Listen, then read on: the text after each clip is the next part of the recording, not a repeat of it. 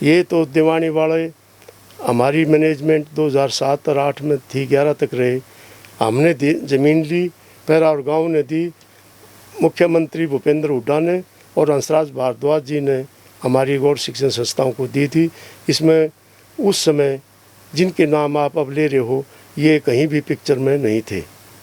उसके बाद हम जो 1 लाख रुपए पर ईयर की लीज अमाउंट था 2014 तक कंटिन्यू भरते रहे हैं। उसके बाद चुनाव उस समय की मैनेजमेंट ने ना करवाया तो दोबारा संस्थाओं में पहला एडमिनिस्ट्रेटर अपने रोहतक कमिश्नर यहाँ थे चंद्र प्रकाश, वो लग गए थे और उन्होंने भी एक किस्त लीज अमाउंट की जमा करा दी थी।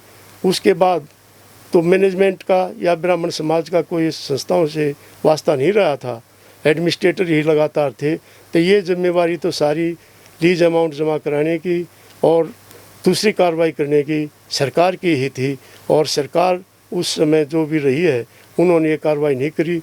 उसके दोषी तो वो सरकार ही उस समय की है कि ये अमाउंट नहीं भरा गया था। मतलब आपका ये कहना है कि जो प्रशासक सरकार द्वारा नियुक्त किए गए थे संस्थाओं के, उन्होंने इनको गंभीरता से नहीं लिया और इसलिए लीज राशि नहीं दी गई। बिल्कुल आपकी बात सही है, वो लीज अमाउंट नहीं देगा, लेकिन ये भी कोई बहुत बड़ा लकुना नहीं रहा था। 2022 के अंदर यहाँ अपने रोहतक के deputy commissioner captain Manoj ji थे और नगर निगम के कमिश्नर बांगड़ साहब थे, नरहरी बांगड़ थे। उनसे हमारी बातचीत हो गई थी। उन्होंने कहा था कि आप अपनी इस पैरावर की ज़मीन को लेने के लिए किस्तों का कोई मसला नहीं है, हम ये सब भरवा देंगे, आप वहाँ अपना काम शुरू कर दो, कंस्ट्रक्शन शुरू कर दो। तो उसके एवज में 2-3 बार हमारी ब्राह्मणों की मीटिंग गौड़ ब्राह्मण डिग्री कॉलेज में भी हुई। उसके बाद 23 अप्रैल 22 को हमने अपने सांपले वाले महाराज जी कालीदास जी को बुलाया और यहाँ बहुत बड़ा फंक्शन किया। हमने पैरावर की जो ज़मीन के ऊपर नींव रखी गई, हवन हुआ और उसके बाद हमने ये कार्रवाई शुरू कर दी थी।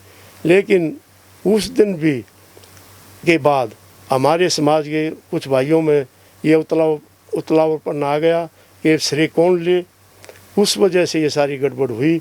उसके बाद एक 25 मई 2022 को यहाँ पर भगवान परशुराम जयंती इसी पैरावर की ज़मीन पर जो असलियत में गौड़ संस्था की थी उसी पर बहुत बड़ा फंक्शन आया। नवीन जैन ने करवाया था साथ। हाँ, वो उन्होंने किया था भगवान परशुराम के नाम से यहाँ जयंती मनाई गई थी।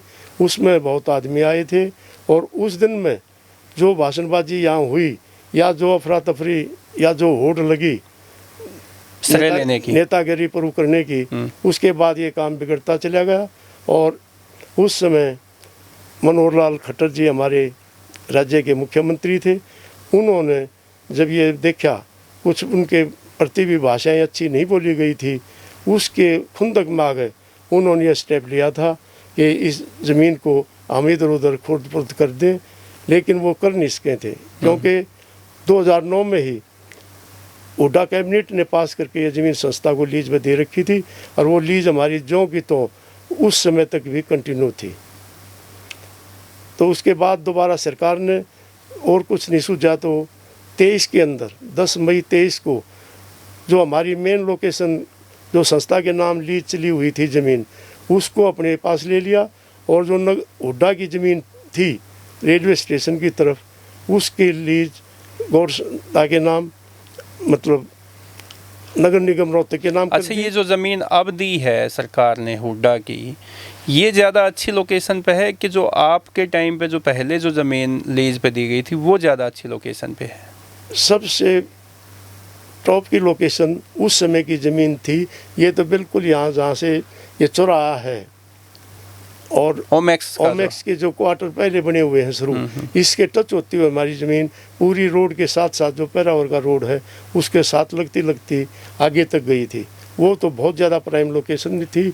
अब तो ऊबड़ खाबड़ जो स्टेशन के पास ले जा गए, हुड्डा की जो ज़मीन थी, हुड्डा ने हमारी ज़मीन जो थी नगर निगम को दे दी और नगर निगम की जो ज़मीन मतलब यहाँ वाली थी जमीन को जो ना ट्रांसफर कर दिया गया। ट्रांसफर। दो भाइयों की एक तरह खेवट नहीं पाटते, जी। इन्होंने खेवट पाटने का काम ही